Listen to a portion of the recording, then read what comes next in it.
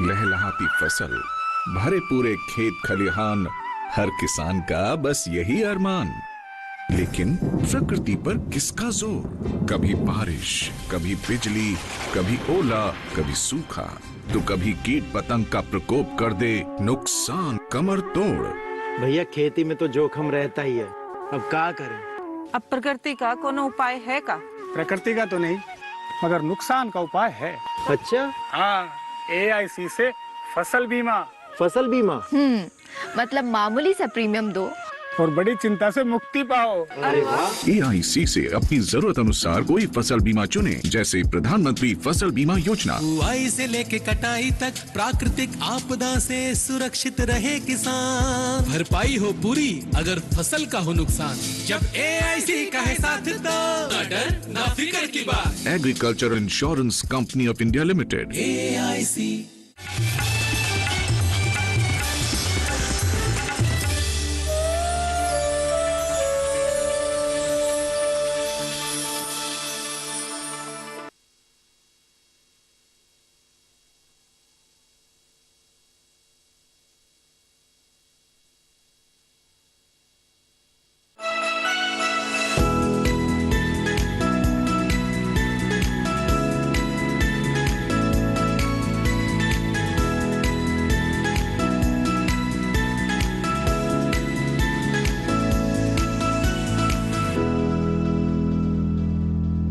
नमस्कार, आप देख रहे हैं दूरदर्शन किसान कृषि दर्शन के एक नए अंक में। मैं अदिति शर्मा आप सभी का स्वागत करती हूं। किसान भाइयों बहनों, हमारे इस कार्यक्रम में हमारे तीनों सेगमेंट्स विज्ञान और किसान, कृषि स्टार्टअप और फार्मिंग इंडिया के जरिए कुछ अहम बातें हम आपको बताने वाले हैं। बता दें, सबसे पहले आपको जानकारी देंगे मछली पालन के बारे में, फिर आपकी मुलाकात करवाएंगे सफल महिला किसान नीलम वर्मा से, और फिर बात होगी राष्ट्रीय बागवानी मिशन और प्रधानमंत्री फसल बीमा योजना की, और साथ ही कुछ खास जानकारी हम आपके लिए लेकर आए हैं कृषि मंत्रालय के DD किसान स्टूडियो से भी। तो फिर आइए आज के अंक की हम यहाँ शुरुआत करते हैं। किसान भाइयों बहनों, जैसा कि हम सभी जानते हैं खरीफ फसलों का समय चल रहा है। ऐसे में जरूरी है कि आप सभी को पता हो कि किस तरह से आप अपनी फसलों की देखभाल कर सकते हैं। इस संदर्भ में अधिक जानकारी दे रही हैं हमें कृषि मंत्रालय के DD किसान स्टूडियो से DPPQS की उप निदेशक डॉक्टर सुनीता पांडे। क्या कुछ कहा उन्होंने इस संदर्भ में, आइए आपको दिखाते हैं। आज मैं आपको खेतों में उगाई जाने वाली फसलों में लगने वाले कीड़ों और बीमारियों के नियंत्रण के लिए कुछ व्यवहारिक विधियां बताना चाहूँगी। सर्वप्रथम आप खेतों की अपनी गहरी जुताई करिए। दूसरा है कि आप अपनी मिट्टी की जांच करवाते रहिए, जिससे कि उसमें पर्याप्त मात्रा में जैव उर्वरक प्रयोग किया जा सके। तीसरा, आप स्वच्छ और प्रामाणिक बीज को ही प्रयोग करें और उसके बाद बीज का उपचार करें, जिससे कि जो भी बीज जनित रोग है उससे आपको छुटकारा मिल जाएगा। इससे पहले मैं आपको बताना चाहूँगी कि आप धान को बोने से पहले उसको 10% पानी में डुबा दें और जो बीज ऊपर तैरे उनको हटा दें। इसके अतिरिक्त जब हम नर्सरी से धान के पौध को अपने मुख्य खेत में ट्रांसफ़र करते हैं तो उस समय आप उनके शीर्ष को काट दें, जिससे कि येलो स्टेम बोरर से आपको छुटकारा मिल जाए। इसके अतिरिक्त आप अपने खेत की चारों ओर कुछ ट्रैप फसलों को लगाएं, जिनकी ओर को की कीट आकर्षित होते हैं। इससे जो आपके कीट है वो आपकी मुख्य फसल से उस फसल की ओर को आकर्षित होंगे जो कि काफ़ी संख्या में रहते हैं। उनको आप जैव कीटनाशी की सहायता से या वहाँ पर बायो कंट्रोल एजेंट को विकसित करके उनको कंट्रोल कर सकते हैं। इसी के संबंध में मैं आपको बताना चाहूँगी कि हमारी एक जयपुर की महिला किसान है श्रीमती मनी देवी, जिन्होंने कि अपने खेत में IPM की तकनीक को अपनाया और इस IPM की तकनीक से उनको कीटों और बीमारियों से काफ़ी हद तक सफलता मिली और उसमें जो उनको कुल लाभ मिला वो लगभग 5 लाख से 7 लाख रुपए तक का हुआ। तो मेरा आप सभी से निवेदन है कि आप IPM की इन व्यवहारिक तकनीकों को अपनाएं, जिससे कि आपको कम लागत में ज़्यादा लाभ मिले। आइए अब कार्यक्रम में नजर डालते हैं हमारे पहले सेगमेंट विज्ञान और किसान पर। किसान भाइयों बहनों, मछली पालन हमारे देश में एक उभरता हुआ व्यवसाय है। अब बड़े स्तर पर लोग इससे अपनाने लगे हैं और इसमें सरकार का भी सहयोग मिल रहा है। सरकार ने भी इस दिशा में कई महत्वपूर्ण कदम उठाए हैं। किस तरह से मछली पालन आपके लिए फायदेमंद बन सकता है और कैसे आप इसे अपनी आमदनी का अच्छा जरिया बना सकते हैं, आइए आपको जानकारी देते हैं हमारे सेगमेंट में।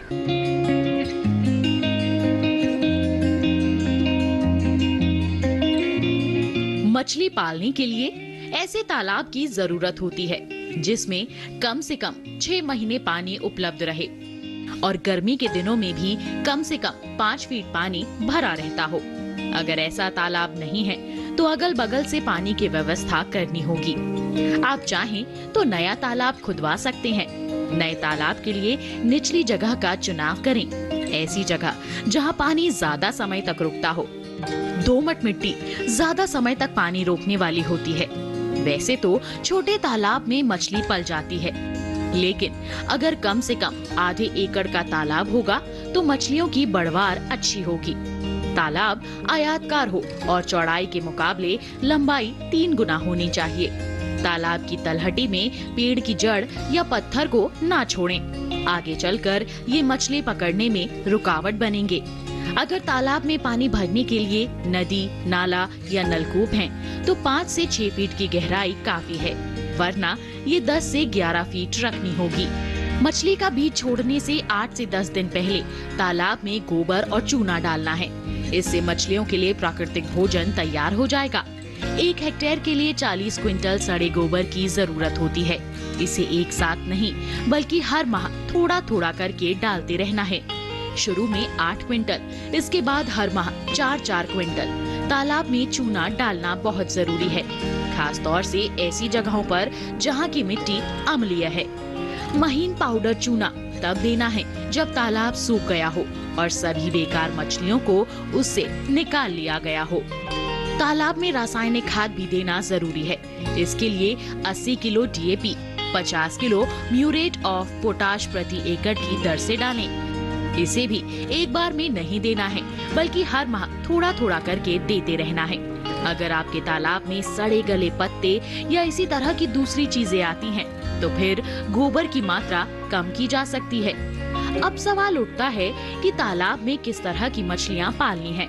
वैज्ञानिक खोज के बाद ये बात सामने आई है कि अगर 6 किस्मों की मछलियां एक साथ पाली जाएं, तो पैदावार ज्यादा होती है।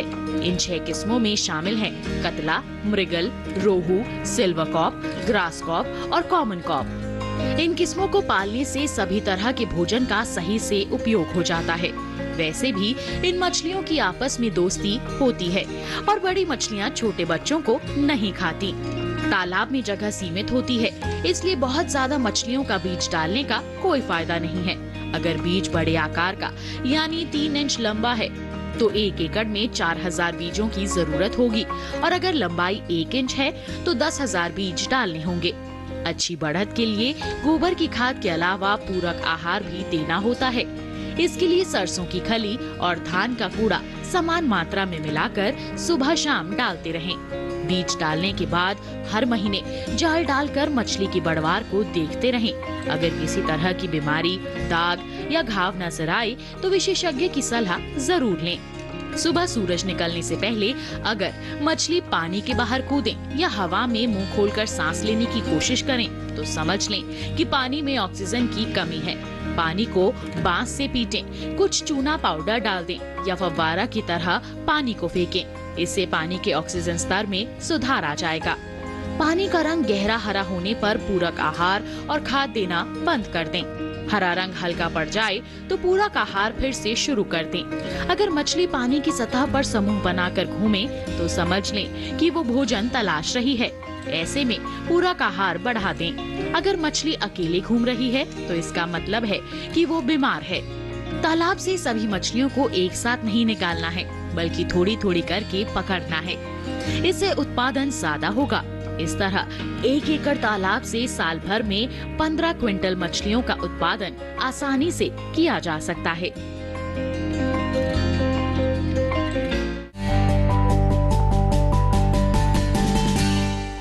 ये था सेगमेंट विज्ञान और किसान। बता दें इसी के साथ कार्यक्रम में वक्त हो चला है एक छोटे से ब्रेक का।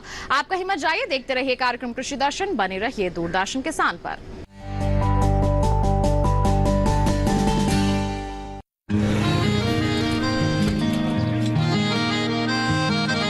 क्या बात है भाई, आजकल तो काफी खुश नजर आ रहे हो। क्यों ना हो, अब मैं ऑर्गेनिक खेती जो कर रहा हूँ ये पूरा प्राकृतिक है, ऑर्गेनिक है। इसमें हमारे खेत, हमारी फसल और हमारी जेब सब फायदे में होते हैं और इसमें लागत भी कम है। जी हाँ, आप भी ऑर्गेनिक खाद का प्रयोग करें, अपनी फसल और मिट्टी को तंदुरुस्त बनाएं और आपकी आमदनी में इजाफा करें। अधिक जानकारी के लिए किसान call centre toll free number 1800-180-1551 पर कॉल करें और लॉग ऑन करें kisan.gov.in और farmer.gov.in। कृषि और किसान कल्याण मंत्रालय द्वारा किसान हित में जारी।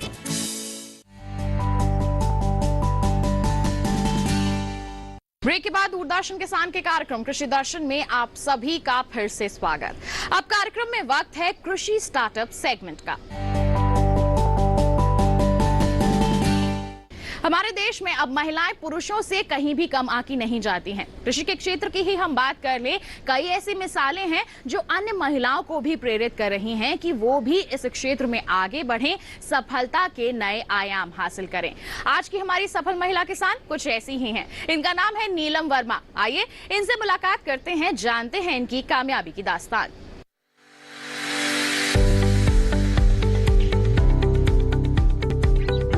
नीलम वर्मा पेशे से डॉक्टर हैं, लेकिन प्रकृति के करीब रहने के लिए इन्होंने खेती को चुना। नीलम लगभग 50 एकड़ में खेती करती हैं। उनके यहाँ होने वाली सब्जियाँ, फल और अनाज प्राकृतिक मिठास लिए होते हैं और इन सब के साथ अपने वेलनेस फार्म के माध्यम से नीलम वर्मा समाज को स्वस्थ रखने में प्रयासरत हैं। नीलम वर्मा का जन्म सहारनपुर उत्तर प्रदेश में हुआ था। इनकी शिक्षा दिल्ली में ही हुई है। स्वास्थ्य विभाग से जुड़े होने के कारण वो हमेशा से मानव के स्वास्थ्य हित के बारे में सोचती रहती थी। यही कारण था कि वो आयुर्वेद से भी जुड़ी हुई थी। जब भी नीलम ट्रेन का सफर करती तो रास्ते में पड़ने वाले खेत उन्हें बहुत आकर्षित करते थे। उन्हें हरे भरे खेत देखना और मिट्टी की खुशबू बहुत पसंद आती थी। उनका सपना था कि वो भी अपने खेत में खेती कर सके। उनकी सोच से उनके पति भली भांति अवगत थे। उन्होंने हरियाणा के मानेसर में खेत ले लिए और फिर क्या था, नीलम वर्मा अपने सपनों में रंग भरने लगी। नीलम वर्मा के वेलनेस फार्म की अवधारणा आकार लेने लगी। उन्होंने 2 से 3 एकड़ में फूलों की खेती शुरू की ताकि वहाँ का माहौल खुशनुमा दिखाई पड़े और यहाँ आने जाने वाले लोगों को लगे कि वो प्रकृति के करीब, प्रकृति की गोद में हैं। नीलम वर्मा खुद अपने खेतों की देखभाल करती हैं और वहाँ काम करने वाले लोगों से बातचीत कर सभी समस्याओं का समाधान करती हैं। शुरुआत में नीलम वर्मा ने पारंपरिक फसलें ही लगाई, लेकिन पढ़ी लिखी नीलम जानती थी जैविक खेती आज के समय की जरूरत है और खेती है जो हमारी जमीन की उपजाऊ क्षमता को बढ़ा सकती है। अपने खेत को हानिकारक रसायनों से बचाने के लिए नीलम वर्मा ने जैविक पद्धति से खेती करने का फैसला किया। उन्होंने फूलों के साथ साथ फलों की खेती भी शुरू की। वो जैविक खेती को बढ़ावा देने लगी। वो जानती थी जैविक खेती के कारण ही फूलों, फलों, सब्जियों और अन्य पदार्थों में मिठास बनी रह सकती है। नीलम वर्मा चाहती थी कि उनके वेलनेस फार्म पर आकर लोग प्रकृति से जुड़े, प्राकृतिक भोजन करें और स्वस्थ वातावरण का अनुभव ले सकें। नीलम वर्मा हानिकारक रसायनों से बचने के लिए जिस भी जैविक खादों का इस्तेमाल करती हैं, उन्हें खेतों पर ही बनाया जाता है। इन्होंने अपने फार्म पर गाय, भैंसे भी पाल रखी हैं, ताकि उन्हें खाद बनाने के लिए अपशिष्ट प्राप्त हो सके, साथ ही उच्च गुणवत्ता का दूध भी मिल सके। नीलम वर्मा खेती में किसानों के सामने आने वाली समस्याओं से भी वाकिफ हैं। इसीलिए उनका मानना है कि कृषि को व्यवसाय के नजरिए से देखना जरूरी है, जो अभी के समय की मांग भी है। यही कारण है कि नीलम वर्मा जैविक खेती को बढ़ावा दे रही हैं।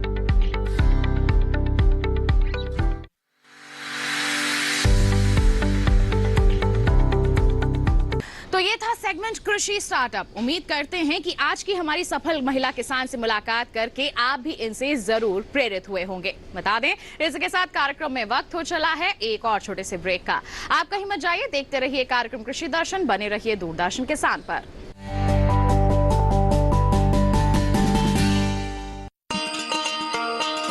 किसान भाइयों गांठ बांध लो, गांठ बांध लो। बहुत बात बहुत है काम की, समृद्धि के पैगाम की। मिट्टी के मिजाज को समझो, मिट्टी के हर राज को समझो, मिट्टी की तुम जांच कराओ, मुफ्त सॉइल हेल्थ कार्ड ले जाओ। कभी मुनासिब बीज लगाओ, सही किस्म की खाद ले आओ, जितनी जरूरी उतनी डालो, सही मात्रा खुद पहचानो, इसको अपना मंत्र बना लो, मिट्टी की सेहत को जानो। बात बहुत है काम की, कम लागत अधिक वरदान की। किसान भाइयों गांठ बांध लो, आज ही मिट्टी की जांच कराएं। राज्य सरकार के कृषि अधिकारी से संपर्क करें और मुफ्त में सॉइल हेल्थ कार्ड पाएं। कृषि और किसान कल्याण मंत्रालय द्वारा किसान हित में जारी। ब्रेक के बाद दूरदर्शन किसान के कार्यक्रम कृषि दर्शन में आप सभी का फिर से स्वागत। किसान भाइयों बहनों, अब कार्यक्रम में वक्त है फार्मिंग इंडिया सेगमेंट पर नजर डालने का। हमारे सेगमेंट में हम आपको सरकार द्वारा चलाई जा रही कुछ महत्वाकांक्षी योजनाओं की जानकारी देते हैं। आज बता दें आपको, बात करेंगे राष्ट्रीय बागवानी मिशन की। इसकी शुरुआत किस लिए की गई? ताकि हमारे देश में बागवानी के क्षेत्र का विकास हो सके, इसका और भी ज्यादा विस्तार हो सके और हमें सकारात्मक परिणाम नजर भी आने लगे हैं। आइए आपको भी बताते हैं कि ये मिशन आखिर है क्या, किस तरह से ये बदलाव ला रहा है खेती किसानी के क्षेत्र में।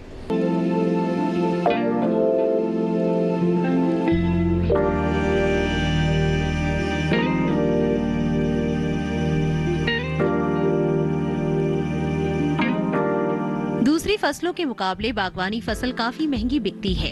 इसी वजह से ये कम जमीन में ज्यादा मुनाफा देती है। यही कारण है कि कई लोग इन्हें छोटे किसानों के लिए बड़े वरदान के तौर पर देखते हैं। राष्ट्रीय बागवानी मिशन की शुरुआत 2005-06 में हुई थी। इसका उद्देश्य बागवानी फसलों का आमूल चूल विकास था, जिसमें इनकी खेती, कटाई उपरांत क्रियाकलाप, यहाँ तक कि मार्केटिंग भी शामिल है। बागवानी फसलों में फलों, फूलों और सब्जियों के अलावा मसाले, औषधीय और सुगंधित पौधे, मशरूम और बांस के अलावा और भी कई तरह की फसलें आती हैं। राष्ट्रीय बागवानी मिशन फलों, सब्जियों और फूलों पर खास ध्यान दे रहा है। पूर्वोत्तर और हिमालयी राज्यों को छोड़कर ये मिशन बाकी सभी राज्यों में लागू है। इस तरह 18 राज्यों और 6 केंद्र शासित प्रदेशों के किसान इसका फायदा उठा रहे हैं। इसे केंद्र सरकार ने शुरू किया था, लेकिन लागू करने की जिम्मेदारी राज्यों के पास है। बागवानी क्षेत्र के संपूर्ण विकास के लिए इस योजना के तहत बागवानी फसलों की पैदावार बढ़ाई जा रही है, उनमें पोषणता का इजाफा किया जा रहा है। किसान परिवारों की आय बढ़ाने की कोशिश हो रही है। बागवानी में खेती के आधुनिक तरीके शामिल किए जा रहे हैं। साथ ही कुशल या अकुशल लोगों, खासकर बेरोजगार युवाओं के लिए रोजगार का इंतजाम किया जा रहा है। संरक्षित खेती इस मिशन का बहुत ही महत्वपूर्ण पहलू है। संरक्षित खेती के अंतर्गत ग्रीन हाउस, पॉली हाउस, लो या हाई टनल और मल्चिंग वगैरह पर जोर दिया जाता है। बागवानी फसलों को चूंकि बहुत ज्यादा देखभाल की जरूरत होती है और इन पर मौसम की मार का बुरा असर पड़ता है। इसी वजह से संरक्षित खेती इनके लिए बेहद जरूरी है। राष्ट्रीय बागवानी मिशन के पहले चरण में बागवानी फसलों का रकबा बढ़ाने पर बल दिया गया और बाद में प्रधानमंत्री कृषि सिंचाई से भी जोड़ा गया। ज्यादातर बागवानी फसलें चूंकि रुपाई वाली होती है, इसलिए इनमें टपक सिंचाई पद्धति बेहद कारगर है। यह ऐसी विधि है जो पानी की भी बचत करती है और फसल लागत को भी कम कर देती है। कटाई के बाद बागवानी फसलों में नुकसान का अनुपात काफी ज्यादा है। विशेषज्ञों का मानना है कि करीब 15 से 20% बागवानी फसलें उपभोक्ता तक पहुंचने से पहले ही खराब हो जाती हैं। यही वजह है कि राष्ट्रीय बागवानी मिशन कटाई उपरांत प्रौद्योगिकी को बढ़ावा दे रहा है। खासतौर से प्रसंस्करण तकनीक किसानों तक पहुंचाई जा रही है और भंडारण व्यवस्था को बेहतर बनाया जा रहा है। सरकार इस मिशन के तहत किसानों को आर्थिक सहायता उपलब्ध करा रही है। मिसाल के तौर पर संरक्षित खेती का ढांचा विकसित करने के लिए 50 से 70% तक का सरकारी अनुदान है। अगर आप भी इस योजना का लाभ लेना चाहते हैं तो आपको सहायक कृषि अधिकारी या फिर जिला उद्यान कार्यालय में संपर्क करना होगा। बाद में केंद्र सरकार ने बागवानी फसलों के और बेहतर विकास के लिए एकीकृत बागवानी विकास मिशन शुरू किया और राष्ट्रीय बागवानी मिशन को भी उसमें शामिल कर दिया गया।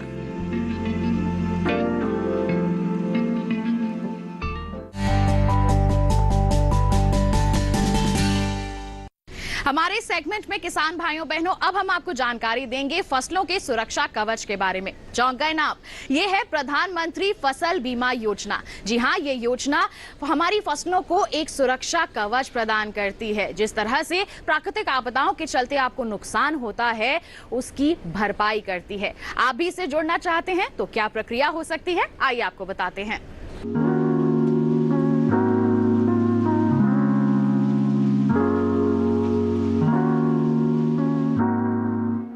प्रधानमंत्री फसल बीमा योजना के तहत प्राकृतिक आपदा, कीड़े और रोग की वजह से सरकार द्वारा अधिसूचित फसल में से किसी नुकसान की स्थिति में किसानों को फसल बीमा और वित्तीय सहायता देना मुख्य काम है। इसके अलावा किसानों की खेती में रुचि बनाए रखने के प्रयास एवं उन्हें स्थायी आमदनी उपलब्ध कराना भी इस योजना का उद्देश्य है।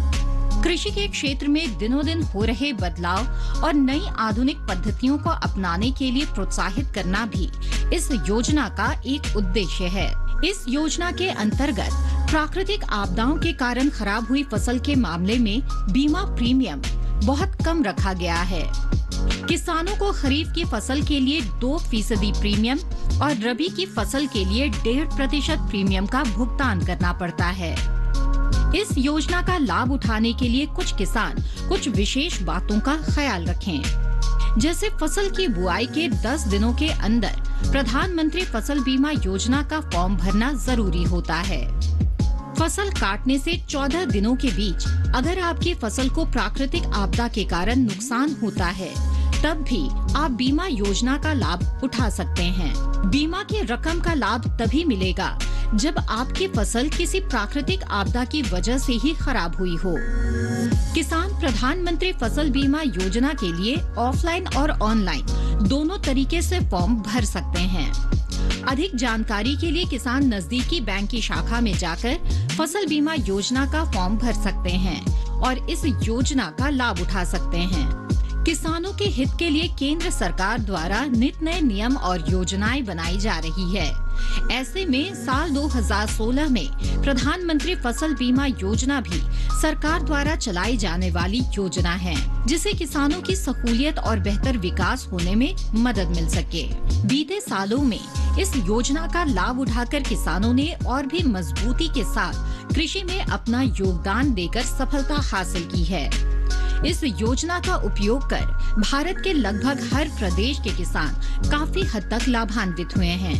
साथ ही साथ अपनी आय दुगनी करने में भी इन्हें इस योजना के जरिए मदद मिली है।